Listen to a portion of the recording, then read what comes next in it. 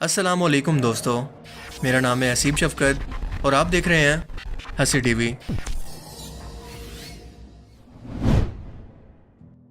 Universe में मौजूद black holes के बारे में हम इससे पहले कई वीडियोस में बात कर चुके हैं।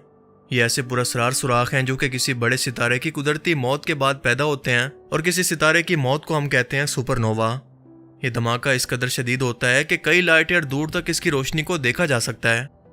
इस धमाके के बाद इस सितारे की शदीद तरीन ग्रेविटी स्पेस टाइम फैब्रिक के अंदर एक कर्व को पैदा करती है जिसे हम कहते हैं ब्लैक होल। इस ब्लैक होल के खास पॉइंट इवेंट होराइजन के अंदर जो चीज़ भी एक बार चली जाए, फिर चाहे वो कोई सितारा हो, कोई पत्थर, कोई इंसान या कोई रोशनी, वो फिर कभी भी वापस नहीं आ सकती। जिसका मतलब कि ब्लैक होल के बाहर क्या चल रहा है वो तो हमें किसी हद तक पता है, मगर इसके अंदर क्या कुछ है हमें इसका कोई अंदाज़ा नहीं कि इसके अंदर या फिर इसके पार क्या कुछ मौजूद है। लिहाजा इसके बारे में आज भी बहुत सारी थ्योरीज मौजूद हैं। अब तक हम इंसानों के पास कायनात की शुरुआत को एक्सप्लेन करने के लिए जो सबसे बेहतरीन थ्योरी है, इसका नाम है बिग बैंग थ्योरी, जिसके मुताबिक एक ना नजर आने वाले नुक्ते यानी नथिंग पॉइंट से, जिसके अंदर लामहदूद एनर्जी थी या लामहदूद मैस था, एक बड़े धमाके से फटकर 14 बिलियन साल पहले इस कायनात की शुरुआत करती है, जो कि लामहदूद फासलों तक फैली हुई है। और ये कायनात इतनी बड़ी है कि जिस ऑब्जर्वेबल यूनिवर्स के बारे में आज हम इंसान जानते हैं, इसका डायमीटर है तकरीबन 93 बिलियन लाइट ईयर। लेकिन इस 93 बिलियन लाइट ईयर के पार क्या कुछ मौजूद है ये आज तक हम इंसानों को नहीं पता, क्योंकि इसके पार के इलाके को हम कहते हैं नॉन ऑब्जर्वेबल यूनिवर्स, जिसके पास जाकर भी हम इंसान अपनी लाख टेक्नोलॉजी के बावजूद भी नहीं देख सकते। लेकिन अगर मैं आपसे कहूं कि साइंटिस्ट की हालिया एक थ्योरी के मुताबिक ये तमाम ऑब्जर्वेबल यूनिवर्स और नॉन ऑब्जर्वेबल यूनिवर्स सिर्फ एक बड़े ब्लैक होल के अंदर मौजूद हैं, तो आपका रिएक्शन क्या होगा? जी हाँ, 2004 में नेकोडम जे पॉपुलस्की नाम के एक अमेरिकन फिजिसिस्ट ने एक रिसर्च पेपर को पब्लिश किया और ये थ्योरी पेश की, जिसके मुताबिक हमारी पूरी कायनात एक ब्लैक होल के अंदर मौजूद है, जिसका साइज तकरीबन अनलिमिटेड है। वही यूनिवर्स जो कि हम अपनी आंखों से अपने आसपास देखते हैं, ये सब की सब एक बड़े ब्लैक होल के अंदर मौजूद है। वैसे तो ये नई खोज दिमाग को चकरा देने वाली है, पर इस थ्योरी के बहुत सारे पॉइंट हैं जो कि वाकई इंसान को सोचने पर मजबूर करते हैं। मिसाल के तौर पर ब्लैक होल अपने साइज के अंदर छोटे से लेकर बहुत बड़े भी हो सकते हैं, आपकी सोच से भी बड़े। अब तक इंसानों ने जो सबसे बड़े साइज का ब्लैक होल डिस्कवर किया है, इसका नाम है टॉन 618, और आप जरा सोच कर बताएं कि आखिर इसका साइज कितना बड़ा हो सकता है। अपने दिमाग में तस्वुर करना शुरू करें। रोशनी यानी लाइट जो कि कायनात में सबसे तेज ट्रेवल करती है, सिर्फ एक सेकंड के अंदर 3 लाख किलोमीटर का फासला तय करती है, और बिल्कुल इसी स्पीड पर अगर हम मुसलसल 1 साल तक सफर करें तो ये 1 लाइट ईयर बनता है।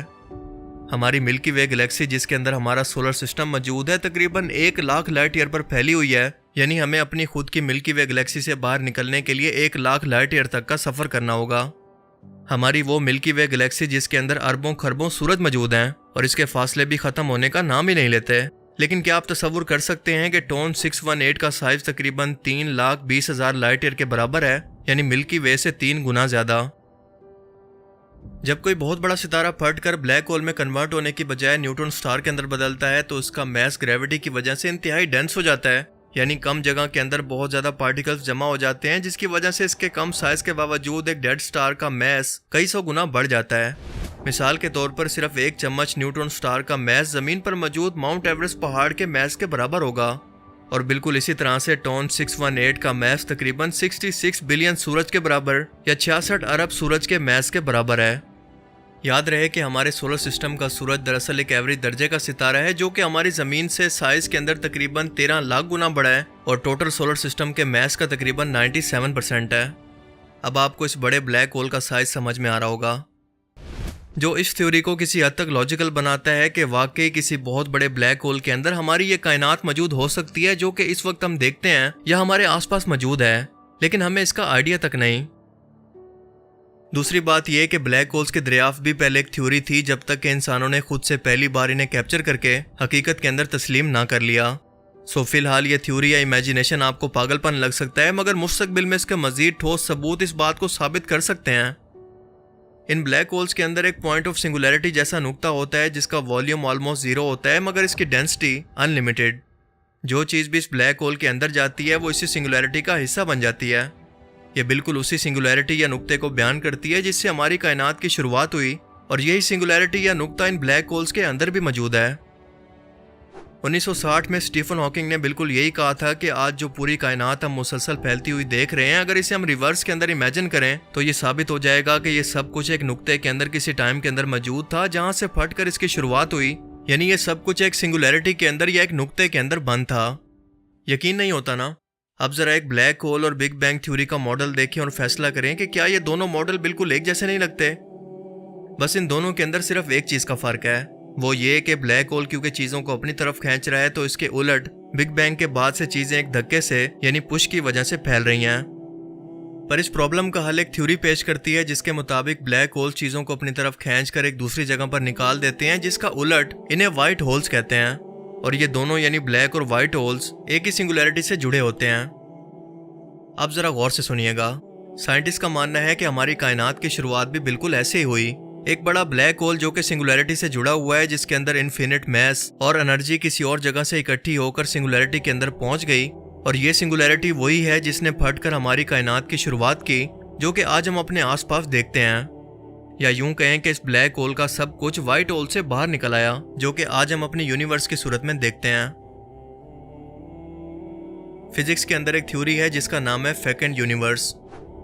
1992 के अंदर एक साइंटिस्ट जिनका नाम था ली स्मोलिन, इन्होंने एक थ्योरी पेश की जिसके मुताबिक एक ब्लैक होल के अंदर जब भी कोई चीज जाती है या वो किसी स्टार या किसी भी मैस को निकलता है, तो वो सब कुछ इस सिंगुलैरिटी के अंदर जाकर जमा होता रहता है और इसका साइज बढ़ता रहता है।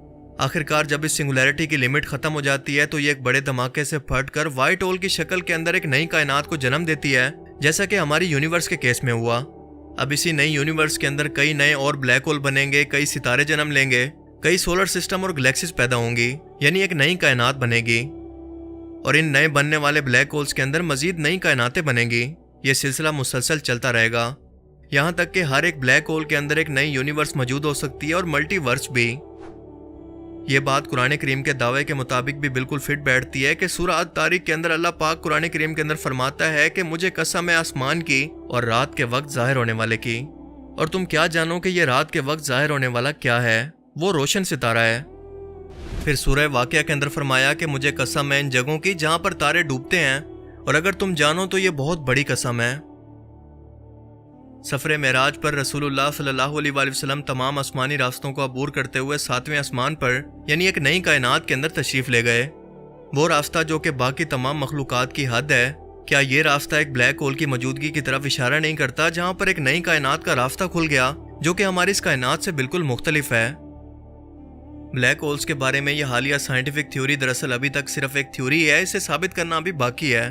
पर दोनों सूरतों में कुरान पाक के मुताबिक ब्लैक होल्स दरअसल कायनात की ऐसी पुरअसरार जगह हैं जो कि कायनात के कानून को नहीं मानती और किसी और कायनात में जाने का रास्ता है।